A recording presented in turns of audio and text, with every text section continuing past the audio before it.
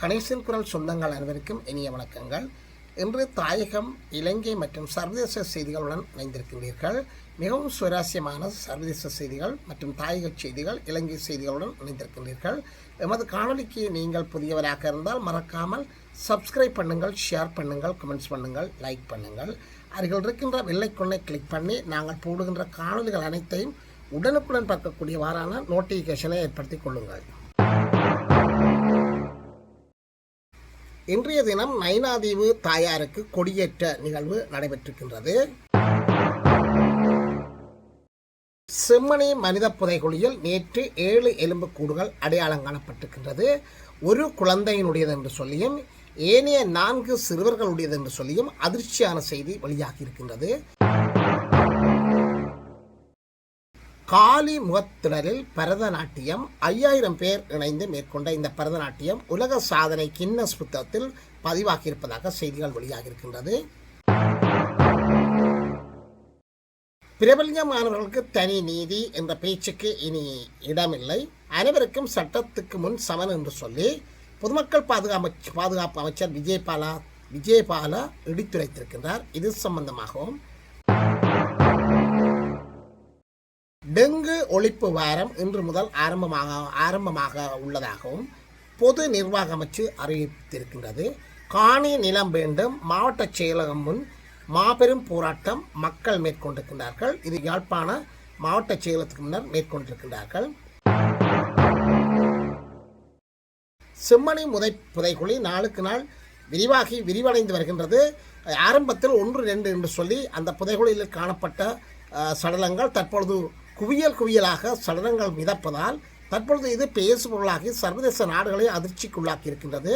இதன் அடுத்த கட்டமாக ஐரோப்பிய ஒன்றியத்தினுடைய பிரதிநிதிகள் இந்த செம்மணி மனித புதைகுழிகளை ஆய்வு செய்ய போகின்றார்கள். இது சம்பந்தமாகவும் வவுனியா மாவட்டத்திற்கு அரசு அதிபரை நியமிக்க வேண்டும் என்று சொல்லி அபிவிருத்திக்கும் சுயேட்சத்துக்குமான வடக்கின் மக்கள் கோரிக்கை விடுத்திருக்கின்றார்கள். TIN என்கின்ற டின் இலக்கம் இன்றி 40 லட்சம் பேர் இறைவரி திணைக்களம் சுட்டிக்காட்டியிருக்கின்றது. எல்னினோ வானிலை மாற்றம் இலங்கைக்கு பாரிய ஆபத்து என்று சொல்லி வளிமண்டலவியல் திணைக்களம் எச்சரிக்கை விடுத்திருக்கின்றது. இலங்கைக்கு நாடு கடத்தப்பட்ட குற்றவாளிகள் மீது போலீசார் தீவிர விசாரணைகளை மேற்கொண்டு வருகின்றார்கள்.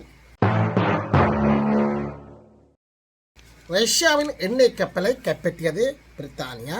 ரஷ்யா இந்த எண்ணெய் கப்பல்களை ஆசிய நாடுகளுக்கு கொண்டு சென்று விற்பனை செய்து வருவதால் அந்த ரஷ்யாவுக்கான பொருளாதாரம் மேம்பட்டு வருகின்றதாகவும், இதுதான் உக்ரைன் போருக்கு ரஷ்யா பணத்தை பெற்று உக்ரைன் போரை செய்கின்றது என்று சொல்லி உடனடியாக இந்த கப்பலை ஆங்கில கால்வாய் வைத்து கைப்பற்றியிருக்கின்றது.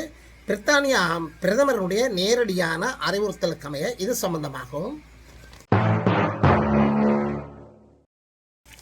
ஈரானின் அணுசக்தி மூலங்கள் முழுமையாக அளிக்கப்படும், இல்லை என்று சொன்னால் மாற்று நடவடிக்கை என்று சொல்லி ஈரானை எச்சரிக்கை செய்திருக்கின்றார் அமெரிக்க ஜனாதிபதி ட்ரம்ப். சீனாவில் கையேந்தும் ரோபோ, அதாவது பிச்சைக்காரனை போல ஒரு ரோபோ கையேந்தி இருப்பது, இது தற்பொழுது உலக நாடுகளிடையே இணையதளத்தில் தீயாக பரவி இருக்கின்ற காணொலி வெளியிடப்பட்டிருக்கின்றது. இது சம்பந்தமாகவும் புகழ்பெற்ற அமெரிக்காவுடைய கென்னடி மைய கட்டடத்திலிருந்து ட்ரம்பின் பெயர் அதிரடியாக நீக்கப்பட்டிருக்கின்றது. ஏன் இவ்வாறு நீக்கப்பட்டிருக்கிறது என்று சொல்லி இது சம்பந்தமாகவும் நாங்கள் பார்க்க போகின்றோம். விபத்துக்குள்ளான இந்திய வானூர்தி 2 உயர் அதிகாரிகள் உட்பட 5 உயிரிழந்திருக்கிறார்கள். இந்தியாவுடைய வானூர்தி ஒன்று விபத்துக்குள்ளாக இருக்கிறது. இது சம்பந்தமாகவும் தெற்கு லெபனானில் தொடரும் ஆபத்து, அதாவது தெற்கு லெபனானில் தொடரும் போர், இஸ்ரேலினுடைய உக்கிர தாக்குதல், இஸ்ரேல் அந்த கேடுகட்ட அந்த நாட்டை திருத்தவே முடியாது. இஸ்ரேல் அந்த நாடு தற்பொழுது பேச்சுவார்த்தை நடந்து கொண்டிருக்கின்ற போது, அதாவது போர் நிறுத்தத்தின் போதும் இந்த லெபனான் மீது தாக்குதல் நடத்தியிருக்கின்றது. இஸ்ரேலின் கேடுகட்ட தன்மை இப்பொழுது வெளிப்பட்டிருக்கின்றது. எனவே சர்வதேச நாடுகள் இதனை கண்டித்து கொண்டே இருக்கின்றது. இதே நேரத்தில் ஆயத்துல்லா அலி கமேனியினுடைய அந்த இறுதிச் சடங்கு ஜூலை மாதம் 7ஆம் தேதி நடக்கும் என்று சொல்லியும் தெரிவிக்கப்பட்டிருக்கின்றது. இவை அனைத்தும் சேர்ந்த ஒரு மிக சிறப்பான காணொலியாக இந்த காணொலி அமையும். மறக்காமல் சப்ஸ்கிரைப் பண்ணுங்கள், ஷேர் பண்ணுங்கள், கமெண்ட்ஸ் பண்ணுங்கள், லைக் பண்ணுங்கள். அருகில் இருக்கின்ற வெள்ளைக்கொன்னை கிளிக் பண்ணி நாங்கள் போடுகின்ற காணொலிகள் அனைத்தையும் உடனுக்குடன் பார்க்கக்கூடியவாறான நோட்டிஃபிகேஷனை பெற்றுக்கொள்ளுங்கள். செம்மணி மனித புதைகுழியில் நேற்று 7 எலும்புக்கூடுகள் அடையாளம் காணப்பட்டிருக்கின்றது. செம்மணி சிந்துபாத்தி மனித புதைகுழியிலிருந்து ஒரு குழந்தையின் எலும்புக்கூடு என்று அழைக்கப்படுகின்ற ஒரு கூடும் 4 சிறுவர்களுடைய எலும்புக்கூடுகள் உட்பட 7 எலும்புக்கூடுகள் அகழ்ந்தெடுக்கப்பட்டிருக்கின்ற நிலையில் மேலும் 2 எலும்புக்கூடுகள் அடையாளம் காணப்பட்டிருக்கின்றது. செம்மணி மனித புதைகுழியினுடைய 3ஆம் கட்ட அகழ்வு பணியின் 24ஆம் நாள் அகழ்வு பணி நேற்றைய தினம் ஞாயிற்றுக்கிழமை மேற்கொள்ளப்பட்டிருக்கின்றது. இதன்போது யாழ்ப்பாண நீதவான் நீதிமன்ற மேலதிக நீதவான் முன்னிலையில் இடம்பெற்றிருக்கின்றது. அதன்போது ஏற்கனவே அடையாளம் காணப்பட்ட எலும்புக்கூடுகளில் குழந்தை ஒன்றும் 4 சிறுவர்களுடைய எலும்புக்கூடுகள் உட்பட 7 எலும்புக்கூடுகள் அகழ்ந்து எடுக்கப்பட்டுள்ள நிலையில் புதிதாக மேலும் 2 எலும்புக்கூடுகள் அடையாளம் காணப்பட்டிருக்கின்றது. அதன் அடிப்படையில் இதுவரையிலான அகழ்வு பணிகளின் போது 355 எலும்புக்கூடுகள் அடையாளம் காணப்பட்டுள்ள நிலையில் அவற்றில் 341 எலும்புக்கூடுகள் அகழ்ந்தெடுக்கப்பட்டிருக்கின்றன. அதேவேளை கடந்த வாரம் அகழ்வு பணி ரோடு பல்கலைக்கழக மாணவர்கள் ஈடுபட்டு வந்த நிலையில் நேற்று முதல் யாழ்ப்பாண பல்கலைக்கழக மாணவர்களும் இந்த அகழ்வு பணியில் ஈடுபட்டிருக்கின்றார்கள். உலக நாடுகளை கதிகலக்கிய பரதநாட்டியம் காலி முகத்துடலில் இடம்பெற்றிருக்கின்றது. காலி முகத்துடலை அலங்கரித்த 500 கலைஞர்களின் பரதநாட்டியம். கொழும்பு காலி முகத்துடலில் நேற்று 5000 கலைஞர்கள் பங்கேற்ற பரதநாட்டிய நிகழ்வு உலக சாதனையாக அரங்கேறியது. இந்தியாவை சேர்ந்த சங்கமம் குளோபல் அகாடமி மற்றும் இலங்கை சங்கமில் லியா கெலிடோஸ் ஆகிய நிறுவனங்கள் இணைந்து இந்த மாபெரும் உலக சாதனை நிகழ்வை ஏற்பாடு செய்துள்ளன. உலகின் மிகப்பெரிய பரதநாட்டிய பயிற்சிக்கான கின்னஸ் உலக சாதனை முயற்சியாக இது அறிவிக்கப்பட்டிருக்கின்றது. புதிய பயங்கரவாத சட்டம் 2 மாதங்களில் நிறைவேற்றப்படும் என்று சொல்லி அமைச்சர் விஜித தெரிவித்திருக்கின்றார். ஏற்கனவே இருந்த பயங்கரவாத தடைச்சட்டத்தை நீக்கச் சொல்லியும் புதிய பயங்கரவாத தடைச்சட்டத்தை நீக்கச் சொல்லியும் கூறியிருந்த போதும் அன்று அரசாங்கம் தன்னுடைய விடாக்கண்ணன் குடாக்கண்ணன் என்ற நிலையில் பயங்கரவாத தடுப்பு சட்டத்திற்கு பதிலாக கொண்டுவரப்படும் புதிய சட்டம் 2 மாதங்களுக்குள் நிறைவேற்றப்படும் என்று சொல்லி வெளிநாட்டு அமைச்சர் விஜித தெரிவித்திருக்கின்றார். காணி நிலம் வேண்டும் மாவட்ட செயலகம் முன் மாபெரும் போராட்டம். பலிகாமம் வடக்கு மக்கள் தமது காணிகளில் இருந்து வெளியேற்றப்பட்டு இன்றுடன் 36 வருடங்கள் பூர்த்தியாகிய நிலையில் விடுவிக்கப்படாத தமது காணிகளை விடுவிக்க கோரி இன்று கவன ஈர்ப்பு போராட்டம் ஒன்று இடம்பெற உள்ளது. உள்நாட்டு யுத்தம் காரணமாக கடந்த 1990ஆம் ஆண்டு ஜூன் மாதம் 15ஆம் தேதி வலிவடக்கு பிரதேச மக்கள் அப்பகுதிகளிலிருந்து வெளியேற்றப்பட்டிருக்கிறார்கள்.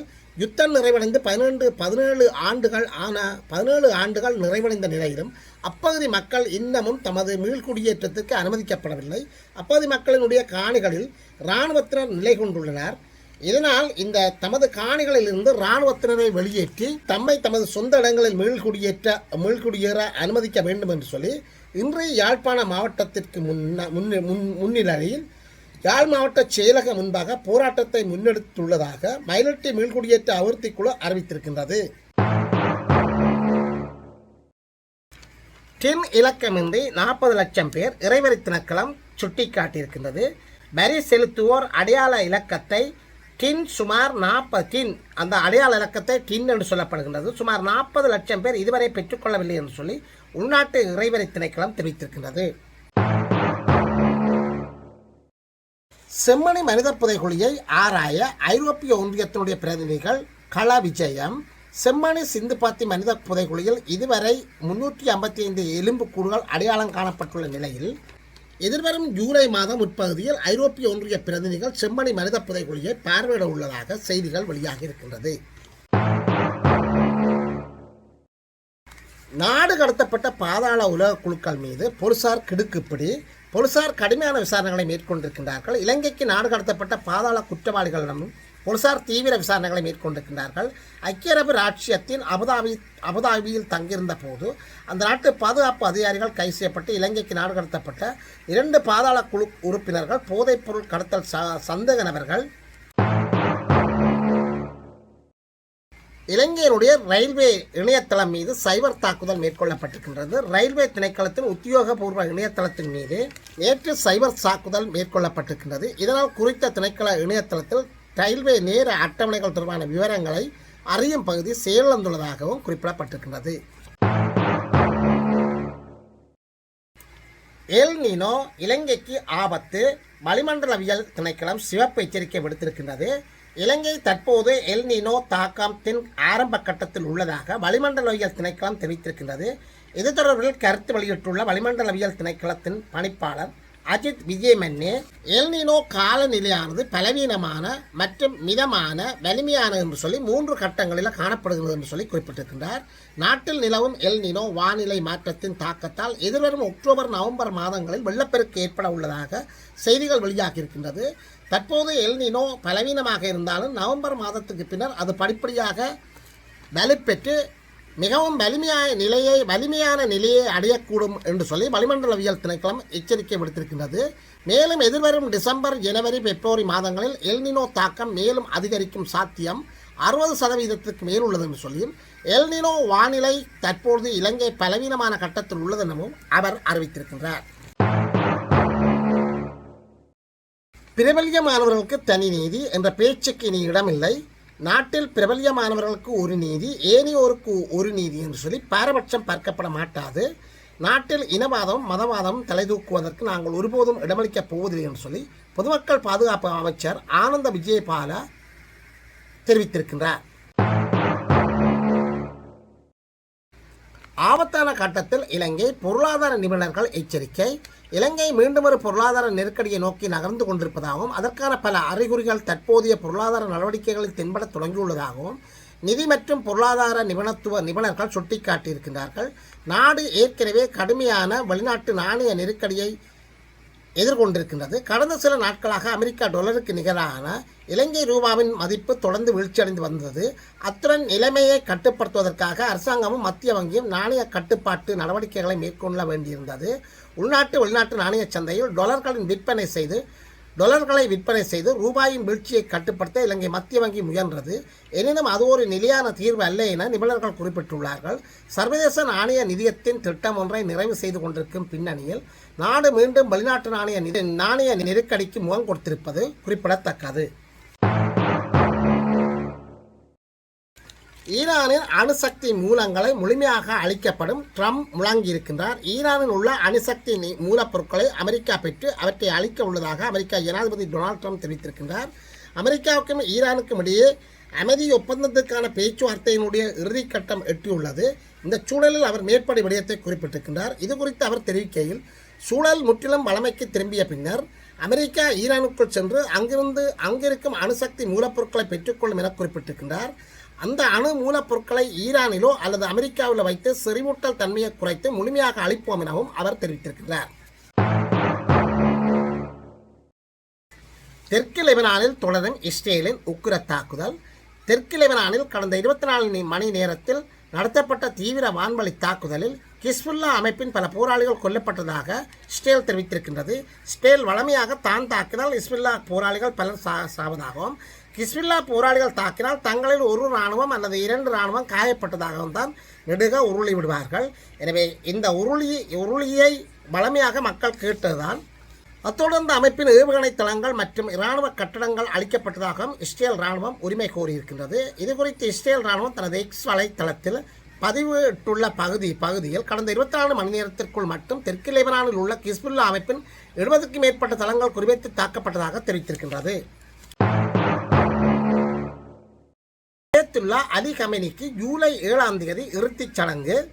ஈரானின் மறைந்த உச்சத்தலைவர் அயத்துல்லா அலி கமேனியின் இறுதிச் சடங்கு நிகழ்வுகள் வரும் ஜூலை 4ஆம் தேதி தலைநகர் தெஹ்ரானில் தொடங்கி ஜூலை 9 அன்று அவருடைய சொந்த ஊரான மஸ்காத் புனித நகரில் உடல் அடக்கத்துடன் நிறைவடையும் என்று சொல்லி ஈரான் அரசு ஊடகங்கள் தெரிவித்திருக்கின்றது. கடந்த பிப்ரவரி 28ஆம் தேதி அமெரிக்கா மற்றும் இஸ்ரேலினுடைய பயங்கரவாத தாக்குதல் தொடர்பாக இஸ்ரேலின் பல தலைவர்கள் ஒரே நேரத்தில் கொலை செய்யப்பட்டிருக்கிறார்கள். முதல் நாளிலே கமேனி கொல்லப்பட்டிருக்கிறார். 86 வயதான அவர் ஈரானை சுமார் 36 ஆண்டுகள் வழிநடத்தி வந்தவர் என்று குறிப்பிடத்தக்கது. இஸ்லாமிய சட்டப்படி இறந்தவர்களின் உடலை 24 மணி நேரத்துக்குள் அடக்கம் செய்ய வேண்டும் என்றாலும் போர் போன்ற அசாதாரண சூழ்நிலைகளுக்கு அதற்கு விதிவிலக்கு அளிக்கப்படும். தெஹ்ரானில் உள்ள கமேனியின் அதிகாரப்பூர்வ இல்லத்தின் மீது நடத்தப்பட்ட இந்த தாக்குதலில் அவரது மகளும் கொல்லப்பட்டார். அந்த தாக்குதலில் காயமடைந்த கமேனியின் 56 வயது மகன் மொஸ்டபா தற்போது ஈரானின் புதிய உச்சத்தலைவராக பொறுப்பேற்றிருக்கின்றார். இந்த நிலையில் ஜூலை 4 தொடக்கம் இறுதிச் சடங்கு ஊர்வலம் ஜூலை 7 அன்று தெற்கு தெஹ்ரானில் உள்ள கேம் புனித நகரை கடந்து இறுதியாக ஜூலை 9 அன்று மஸ்கட் நகரில் உடல் அடக்கம் செய்யப்பட உள்ளது. சீனாவில் கையேந்தி பிச்சு எடுக்கும் ரோபோ இணையத்தில் தீயாய் பரவி இருக்கின்ற காணொலி. சீனாவில் ரோபோ ஒன்று சாலையில் மண்டியிட்டு கைகூப்பி பிச்செடுக்கும் காணொலி இணையதளத்தில் பரவி வைரலாகி வருகின்றது. சமூக ஊடகங்களை தீயாய் பரவி வருகின்ற இந்த காணொலியை பார்த்த இணையவாசிகள் பலரும் தங்கள் கருத்துக்களை பகிர்ந்து வருவதை பார்க்கக்கூடியதாக இருக்கின்றது. குறிப்பாக ஏஐ ரோபோக்களால் மனிதர்களின் வேலை வாய்ப்புகள் பறிபோகும் என்று பயந்தோம், ஆனால் அவை பிச்செடுக்கும் வேலையையும் விட்டு வைக்கவில்லை என்று சொல்லி இணையவாசிகள் பலரும் நகைச்சுவையாகவும் கவலையுடனும் கருத்து தெரிவித்து வருவதை பார்க்கக்கூடியதாக இருக்கின்றது. புகழ்பெற்ற கென்னடி மைய கட்டடத்தில் இருந்து ட்ரம்பின் பெயர் அதிரடியாக நீக்கம். வாஷிங்டன் டிசியில் உள்ள புகழ்பெற்ற கென்னடி கலை நிகழ்ச்சி மைய கட்டடத்தில் இருந்து ஜனாதிபதி டொனால்ட் ட்ரம்பின் பெயர் நீக்கும் பணி ஆரம்பமாக இருக்கின்றது. கட்டடம் மற்றும் அதன் செயற்பாடுகளிலிருந்து ட்ரம்பின் பெயரை நீக்குவதற்கு நீதிமன்றம் வழங்கிய காலக்கெடுவை நீடிக்க கோரி கென்னடி மைய நிர்வாகம் விடுத்த அனைத்து கோரிக்கைகளும் நீதிபதி நிராகரித்ததைத் தொடர்ந்து இது நிகழ்ந்திருக்கின்றது. விபத்துக்குள்ளான இந்திய வானூர்தி உயர் அதிகாரிகள் 5 உயிரிழப்பு. இந்திய வான்படைக்கு சொந்தமான AN-32 ரக வானூர்தி ஒன்று விபத்துக்குள்ளானதில் 5 பேர் உயிரிழந்துள்ளதாக இந்தியா ஊடகங்கள் செய்தி வெளியிட்டிருக்கின்றது. அசாம் மாநிலத்தில் ஜோர்காட் வானூர்தி நிலையத்தில் குறித்த வானூர்தியை தரை இறக்க முற்பட்ட போது இந்த அனர்த்தம் நேர்ந்திருக்கின்றது. ஓடுதளத்தில் தரை இறங்கிய சில வினாடிகளில் வானூர்தி தீப்பிடித்து வெடித்ததாக கூறப்படுகின்றது. வானூர்தி விபத்துக்குள்ளானதில் 2 உயர் அதிகாரிகள் உட்பட 5 பேர் உயிரிழந்திருக்கின்றார்கள். மேலும் ஒரு அதிகாரி காயமடைந்துள்ளதாக தகவல்கள் வெளியாகி இருக்கின்றது. விபத்து ஏற்பட்டதற்கான காரணம் இதுவரை எந்த தகவலும் வெளியாகவில்லை. இதுபோன்ற செய்திகளை பார்ப்பதற்கு தொடர்ந்தும் கனெக்ஷன் குரலுடன் இணைந்திருங்கள். மீண்டும் இன்னொரு செய்தியில் உங்களை சந்திக்கும் வரை உங்களிடமிருந்து விடைபெற்றுக் கொள்கின்றேன். நன்றி, வணக்கம்.